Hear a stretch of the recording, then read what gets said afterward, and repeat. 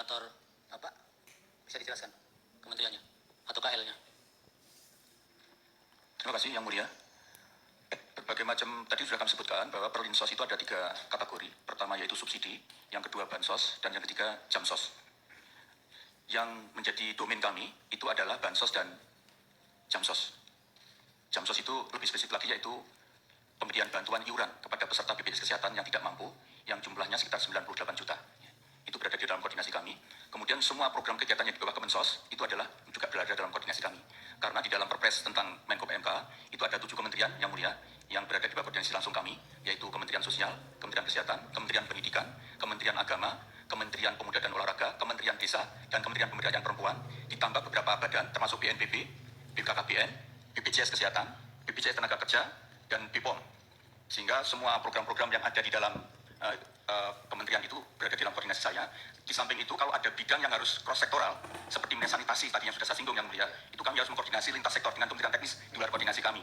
Misalnya untuk sanitasi dengan PUPR, untuk misalnya masalah yang tadi sudah, terutama PUPR, jadi masalah air bersih, air minum, kemudian juga misalnya di daerah miskin seperti Papua yang perlu ada perpanjangan runway, misalnya kami harus berkoordinasi dengan Kementerian Perhubungan, karena tupoksinya ada Kementerian Perhubungan. Demikian yang mulia, terima kasih. Baik, kalau dari Kementerian Bidang Perekonomian Bapak yang... Terima kasih Pak Yang Mulia. Kementerian Perekonomian karena terlibat dalam penyusunan anggaran bersama dengan Bappenas dan Kementerian Keuangan. Itu yang pertama, tentu dalam penyusunan anggaran. Yang kedua, tentu dalam berbagai produk bantuan yang terkait dengan subsidi. Kemudian yang ketiga, tentu penyaluran daripada kementerian yang melalui Kementerian BUMN. Kemudian terkait dengan pangan, koordinasi Badan Pangan, Bulog, dan juga berbagai kementerian lain. Jadi tentu berbagai perlinsos sebagian besar muaranya ada di anggaran. Demikian Pak Majelis Hakim, Ketua yang kami hormati. Kemudian kalau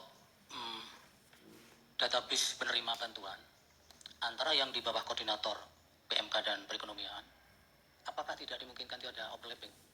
Artinya satu jenis bantuan di antara sekian banyak jenis bantuan itu, kemudian juga dimungkinkan akan tercover di jenis bantuan yang berbeda di jenis yang ditangani oleh koordinator kementerian yang berbeda. Bisa dijelaskan Pak PMK dulu? Terima kasih Yang Mulia.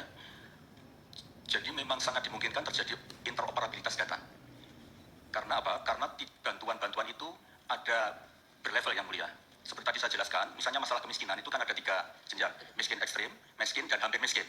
Nah ini nanti intervensinya berbeda Yang Mulia. Untuk miskin ekstrim itu hampir semua program itu diberikan pada mereka untuk menaikkan tingkat garis pendapatan pengeluaran dia itu di atas kemiskinan syukur-syukur menjadi tidak miskin.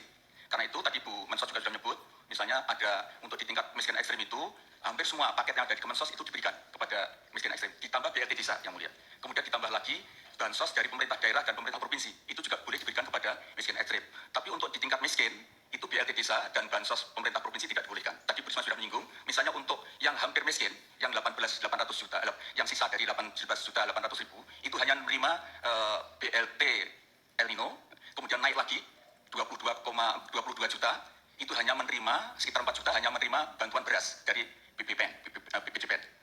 Ini jadi untuk mengintervensi penanganan kemiskinan itu dilakukan secara berjenjang sesuai dengan kadar kebutuhan atau tingkat kebutuhan yang dialami oleh masing-masing, dan itu kami lakukan berdasarkan by name by address. Baik, dari Pak Menko Perekonomian ada tambahan? Tambahan sedikit bahwa seluruh program yang didesain itu mengacu kepada data yang ada di Kemensos, DTKS, kalau itu menggunakan data KPM, penerima PKH ataupun sembako. Kalau itu kita sasarkan berbasis terakhir menggunakan data dari P3KE, yaitu data pensasaran percepatan penghapusan kemiskinan ekstrim yang wali datanya ada di Kementerian Menko PMK. Jadi kami mereferensi sama. Sebagai contoh, mungkin program yang terkait dengan kartu prakerja, itu seperti tadi kita melakukan screening berbasis data Dukcapil dari Kementerian Pendidikan, Dapodik, kemudian DTKS dan yang lain. Jadi itu interoperability dan kesamaan data di pemerintah itu disinkronkan semua. Demikian yang mulia. Kalau demikian, pada saat penyaluran, Bapak-Bapak, khususnya di Januari dan Februari 2024 itu, apakah dimungkinkan 2 bantuan atau lebih dari 1 jenis bantuan itu kemudian disalurkan secara bersamaan, fokusnya di Januari dan Februari ya, 2024 kemarin? Apakah itu ada dan kemudian apakah 2 kementerian kemudian ada koordinasi ataukah masing-masing kemudian berjalan sendiri-sendiri? Pak Muhadjir dulu mungkin. Terima kasih Yang Mulia. Tadi sudah saya sampaikan, bantuan secara simultan itu bukan hanya pada Januari saja, sejak dulu begitu. Ya, Ya. ini di Januari dan Februari, Pak. Iya, sama yang mulia. Jadi misalnya terutama dari dari 1,12%, sekitar 5 juta penduduk yang miskin ekstrim itu menerima hampir semua. Jadi dia juga menerima PKH kalau di dalamnya ada kriteria-kriteria, karena PKH ini yang mulia itu diberikan kepada keluarga miskin, tetapi dengan kriteria tertentu. Misalnya di situ ada ibu hamil, ada ibu menyusui, ada anak sekolah, ada keluarga difabel, ada keluarga lansia. Jadi kalau nanti di dalam keluarga miskin itu ada salah satu atau beberapa orang yang memenuhi kriteria ini, dia dapat juga PKH. Kemudian dia juga dapat BLT Bansos, makanan dari Kemensos. Dia juga bisa mendapatkan bantuan juga dari El Nino, bantuan pangan El Nino. Dia juga bisa mendapatkan bantuan dari beras, perdagangan pangan beras. Sehingga kita harapkan yang miskin ekstrim ini dengan mendapatkan bantuan dari semua sisi, itu akan terangkat pendapatannya menjadi di atas garis kemiskinan. Sehingga upaya kita untuk mentarget tahun 2014 miskin ekstrim 0% itu bisa diselesaikan yang mulia. Berarti itu bisa simultan ya Bapak ya? Betul yang Ada mulia. yang tambahkan Pak Menko Perekonomian? Cukup jelas. Baik, saya ke Ibu Menteri Keuangan dulu. Ibu, dari anggaran El Nino tadi yang sampaikan Bu Mensos itu, kenapa kemudian mengalami penurunan? Karena untuk sektor El Nino dikeluarkan itu maksudnya apakah itu dari usulan tahun 2023 untuk realisasi 2024 memang sudah tidak dianggarkan lagi untuk Kemensos, ataukah memang itu ada kebijakan di tingkat kemudian setelah pembahasan anggaran kemudian itu dikeluarkan, Ibu? Izin Yang Mulia, untuk tahun 2023 yang bantuan El Nino ada yang dalam bentuk bantuan beras itu disalurkan oleh Bappenas, dan untuk BLT tadi yang dalam bentuk cash atau tunai itu disalurkan oleh Ibu Mensos yang tadi disampaikan sudah ada anggarannya, itu ada tambahan, jadi kita memberikan tambahan di tengah tahun anggaran 2023 namun sudah mendapatkan persetujuan juga dari DPR. Namun di dalam mekanisme anggaran bisa saja sumber anggaran itu ada di dalam cadangan bendahara umum negara, dan di situ bisa digunakan pada saat negara atau ekonomi menghadapi suatu situasi di mana dibutuhkan suatu tambahan anggaran, dan mekanisme yang dilakukan kami mengambil dari bendahara umum negara kemudian disalurkan seperti yang BLT El Nino. Untuk 2024 itu yang sudah dieksekusi dan sudah dianggarkan adalah yang adalah bantuan pangan yang ada di Kementerian di Bappenas, itu yang 10 kilo untuk 6 bulan.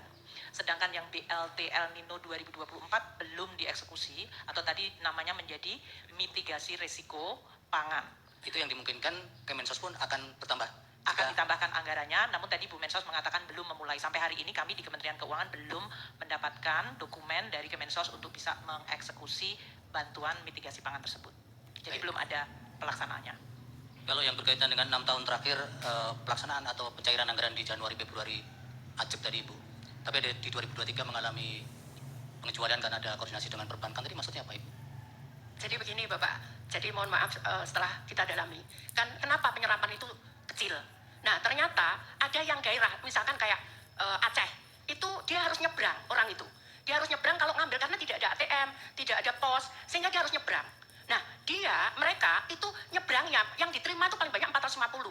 Nyebrangnya itu butuh 600.000 gitu. Sehingga kemudian mereka nggak ambil karena, atau diambil di akhir tahun gitu, karena nggak sesuai. Iya, begitu. Nah kemudian ada lagi yang bank, seperti di daerah Bali, itu ada di daerah di mana bank BTN itu nggak ada di kabupaten itu, sehingga dia butuh untuk membayar transport untuk mengambil bank itu di kabupaten yang lain itu lebih banyak daripada yang dia terima. Itu yang kemudian kita rapatkan dengan Imbara yang tadi saya sampaikan, ada Pak Wamen BUMN datang untuk bagaimana ini. Jadi kami pindah bank, yang bisa bank apa di situ? Kami pindah bank, kita ganti banknya. Kemudian ini gimana? Ada yang penyerapan 3 bulan. Itu kenapa nggak bisa yang baru? Jadi misalkan bapaknya ini meninggal, kita ganti dengan nama anaknya penerima. Itu bank tidak bisa serta-merta mengganti nama ini. Butuh waktu 3 bulan untuk sampai jadi rekening itu. Akhirnya kemudian disepakati, di situ ada seluruh bank, kemarin rapat dengan kami, di seluruh bank, sehingga dan PT Pos disepakati untuk penerima baru itu disalurkan lewat PT Pos, karena PT Pos bisa 1 minggu dia bisa mengeluarkan rekening itu, sehingga saat itu kita butuh. Itu yang pertama. Masalah yang kedua adalah beberapa temuan BPK, kita juga nggak berani melangkah itu. Kenapa? Contohnya misalkan ditemukan oleh BPK itu PNS itu penerima gitu. Nah kami butuh waktu, apa iya dia PNS betul atau bukan itu. Jadi itu salah satu kenapa di 2023 itu agak mundur. Jadi temuan itu ada yang, mohon maaf, dia masuk di datanya AHU. AHU itu di Kementerian Kumham. Dia sebagai di situ ditulis sebagai komisaris perusahaan A. Tapi ternyata setelah kita cek ke lapangan dia hanya cleaning service. Ya, akhirnya bisa kita klarifikasi dengan BPK bahwa ini orang miskin. Lah kalau namanya dipakai di sini kan ya bukan salah orang ini gitu kan, Pak. Ternyata kita bisa tunjukkan dan alhamdulillah yang 2023 kita clear soal itu. Kita clear yang PNS itu memang harus kita serahkan ke daerah karena di daerah itu tidak PNS itu tidak hanya di daerah itu. Bukan hanya kewenangan daerah seperti guru, kemudian PNS di daerah, tapi ada PNS di kejaksaan, ada PNS di kepolisian, ada PNS di pengadilan. Sehingga mereka mengembalikannya juga butuh proses waktu. Namun kemudian nggak bisa saya putus ini harus jalan kita. Ya sudah ada beberapa temuan lagi yang seperti itu modelnya. Iya, kemudian di 2024 Januari Februari sudah normal Ibu. Ya normal, alhamdulillah normal. Jadi yang apa namanya itu malah di tahun 2021 saat awal COVID itu saya persis masuk 2 Januari saya kita keluarkan karena saat itu COVID. Baik, kalau berkaitan dengan pengusulan anggaran tahun yang akan berjalan tahun berikutnya, Ya. untuk El Nino itu Kemensos apakah itu memang kebijakan tersendiri ataukah itu harus diusulkan juga dari kementerian terkait termasuk Kami nggak bisa berani mengusulkan Bapak. Termasuk yang tahun-tahun sebelumnya? Iya, kami nggak berani mengusulkan karena kami kan nggak tahu ke kondisi keuangan apakah bisa apa enggak. Kami nggak berani. Biasanya diadakan rapat kemudian disepakati apa gitu. Karena kami tidak berani karena kan kami tidak tahu Ya. makro kondisi Ya sudah, makro artinya Ibu masalahnya. tidak mengusulkan ya. Ya, tidak ada mengusulkan. Bu Menteri Keuangan ada tambahan? Jadi tadi yang disampaikan oleh Ibu Mensos dengan 2023 yang tadi masih ada penataan kembali data maupun penyalurannya dengan perbankan maupun pos, memang realisasi Januari Februari hanya kurang dari 1 triliun. Sementara pada Januari Februari di tahun-tahun biasanya itu bansos yang dari Kemensos pencairannya itu tertinggi pada tahun 2021 yaitu 19,1 triliun dan untuk tahun 2024 itu 12,8. Jadi yang mulia Ketua Hakim, kami kemudian memang menunjukkan seolah-olah ada lonjakan dari bansos Kemensos di tahun 2024 padahal itu karena basisnya di 2023. Mengenai bantuan El Nino itu diputuskan pada ratas atau rapat intern Bapak Presiden bersama beberapa menteri. Pertama waktu itu bicara mengenai data termasuk pembahasan mengenai adanya data Reksosek yaitu mengumpulkan semua data dari rumah tangga di Indonesia yang diharapkan bisa menjadi suatu data bersama untuk tadi yang disampaikan oleh Yang Mulia Hakim mengenai pentingnya untuk koordinasi data. Kemudian juga dibahas mengenai kondisi El Nino yang menyebabkan produksi beras dan harga beras yang meningkat sehingga kemudian diputuskan untuk memberikan tambahan itu sejak tahun 2023 dan eksekusinya untuk bantuan pangan sejak September 2023. Kalau ada keputusan rapat tersebut, maka kemudian proses anggarannya, kalau eksekutornya adalah Bappenas, maka Bappenas akan mengajukan anggaran kepada kami di Kementerian Keuangan berdasarkan keputusan rapat Presiden atau rapat internal bersama Presiden Wapres dan beberapa menteri. Itu yang biasanya dilakukan, Bapak. Yang ratas itu Ibu masih ingat waktunya kapan? Yang pembahasan khusus El Nino?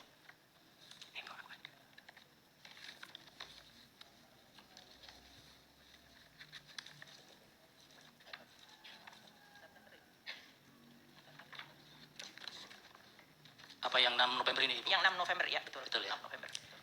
Nah, apakah ketika pembahasan soal El Nino itu khusus itu Ibu, memang masih ada penegasan bahwa mitigasi soal El Nino ini masih sudah selesai atau masih memang diproyeksikan sampai kapan di ratas itu Ibu? Jadi waktu kita, ini beberapa kali rapat ya, kami Ya. biasanya mengevaluasi. Jadi waktu pembahasan biasanya kemudian diputuskan untuk memberikan bantuan. Bahkan di tahun 2023 waktu itu pun dibuat 3 bulan dulu, September, Oktober, November. Kemudian kita melihat bahwa El Nino masih berjalan, maka kemudian pada bulan November itu ditambahkan untuk sampai dengan Desember. Dan karena dari BMKG dan kemudian dari BRIN menyampaikan bahwa El Nino akan maju meluncur terus di 2024, maka untuk bantuan pangan untuk El Nino itu diberikan sampai dengan 2024 6 bulan untuk mengcover kemungkinan terjadinya disrupsi dari sisi panen dan ketidakpastian. Itu yang dilakukan pada saat keputusan mengenai bantuan pangan El Nino. Untuk bantuan cash, memang waktu itu karena dari Ibu Menteri Sosial masih mengeksekusi dengan PKH dan tradisional program regulernya, memang kemudian dilihat apakah diperlukan tambahan bantuan tunai tersebut. Kami juga menyampaikan selalu kepada Bapak Presiden dan para menteri seperti biasa, Bapak, anggaran itu kan bukannya tidak terbatas. Jadi kami biasanya selalu cenderung sangat hati-hati untuk kita melihat dan memang apakah betul-betul diperlukan. Demikian. Jadi memang mulai 6 November 2023 untuk El Nino masih diproyeksikan hingga 6 bulan di 2024 ya? Betul.